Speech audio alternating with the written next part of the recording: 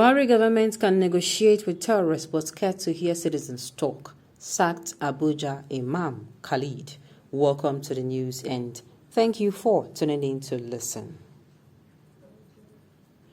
Digital Imam during a visit with human rights activists Omoyele Somore on Sunday said the same government which negotiates with bandits and terrorists is now scared of hearing citizens speak, particularly those who demand their rights. The erstwhile chief imam of Akpo Legislative Quarters Mosque, Sheikh Nuru Khalid, has knocked President Muhammad Buhari administration. The digital imam during a meeting with human rights activist Omoyele Somore on Sunday said the same government which negotiates with bandits and terrorists is now scared of hearing citizens speak, particularly those who demand their rights.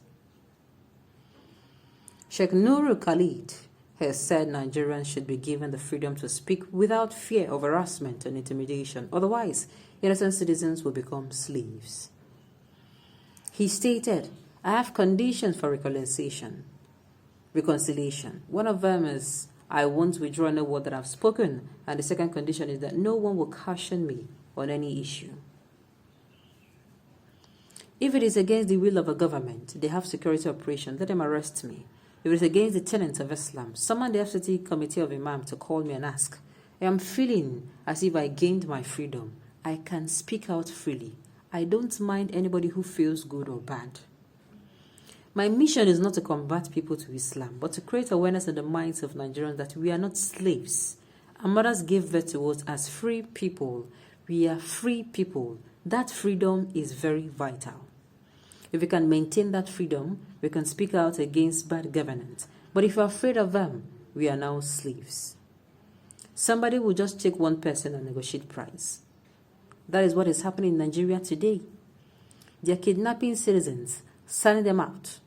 Look at someone that can bear to negotiate with criminals. Now he's afraid to listen to citizens. There was a problem. Khalid was suspended as chief imam of Akpo Mosque by its steering committee after his sermon against President Muhammad Buhari's government and its handling of insecurity in the country. The cleric had knocked Buhari for not visiting the Kaduna after an Abuja to Kaduna train was attacked by terrorists recently. 8 passengers were confirmed killed during the attack, while many were kidnapped by the terrorists. Before the train attack, some terrorists had also stormed the Kaduna airport, killing 1 person and twice within 24 hours. Bombs were discovered and disabled by the police and the state. The cleric had allegedly urged worshippers and entire Nigerians to shun the polls in 2023 if the government failed to fix the country's problem and other challenges confronting the nation. According to the committee that suspended and later sacked him, the sermon was capable of inciting public outrage. Many Nigerians have criticized the government for allowing the sacking of the cleric, whom they have described as speaking truth to power. Well, sincerely, let me say this. This man has just won my heart. You know, like I said earlier in other news before, the fact that this man is an imam, first of all, is a cleric of Islam. And he comes out to speak the truth to power every time, sincerely, is giving me, a change of thoughts. Because already we all know all this Islam. There's one particular cleric that comes out, and when he comes out, he says things that when you hear him speak, you're like, where is this person's, are you sure this person is not from the 14th century? But this one came out and he's saying things as they are. This is what we want in Nigeria.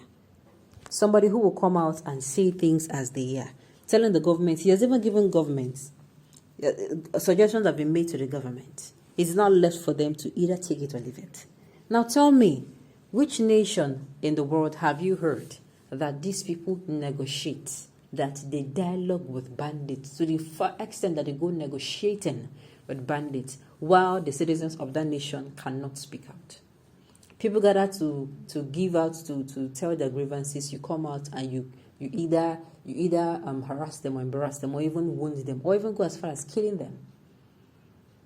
People come out and gather, oh, we want the government to hear our voice. Problem. Meanwhile, this government does not even think twice once they want to dialogue or negotiate with this bandit. Now tell me, who among us is in the wrong?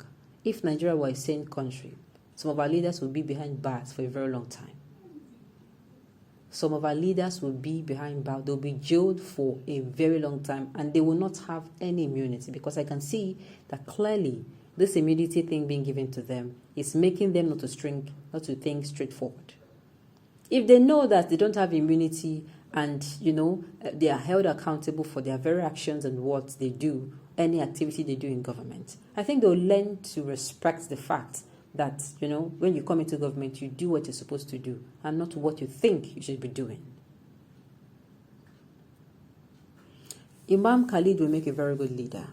Whether you're a Christian or Muslim, it's not his business. All he knows is that it's the truth. A lot of people have said we need somebody like Imam Khalid to lead this country. God will continue to bless and protect him. Yes. But coming out to say he is a good leader is what I don't support. There's a difference between speaking truth of power and actually putting it into practice. Yes, he's a good leader, but people should not make it sound like he's coming out to campaign. Please now. Please now. Okay. That is what a good leader is all about. For the first time in my life, I have seen a true Islamic fellow, not terrorist negotiators and sympathizers like Gumi and co. Okay. Everybody is coming out to say in their entire life they have never seen someone like this. And me, that's what I'm saying. He's changing my narrative. Before, when when you see Islamic cleric coming out to speak, you're like, these people are coming out to side with this government. You already know what they're going to say. Imam, continue your good work. We are solidly behind you, because the true teaching of Islam does not discriminate against other faiths. Most of our northern clerics are hypocrites. That is the reason they hate this man so much. They are now like backing dogs trying to tarnish his image, using his belief in interfaith as the weapon. Buhari and his sycophants thought sacking this Imam was silencing, but they did not realize they were making a huge mistake. They have emboldened the man, and because he knows he's standing for truth, he will keep talking, and anyone that does not like it should go and knock transformer. Okay. I don't know why Nigeria is so unfortunate to have a blind, deaf, and dumb government that does not see, hear, talk, and understand. Well, the government, they're not dumb. They hear perfectly, but they just decide to play dumb. They see perfectly, but they decide to play blind. And they hear every of our complaints, but they're just turning a blind eye. That is just the truth. Okay, on this note, we have come to the end of the news. We say thank you for tuning in to listen. Until I come your way next time, enjoy the rest of your day.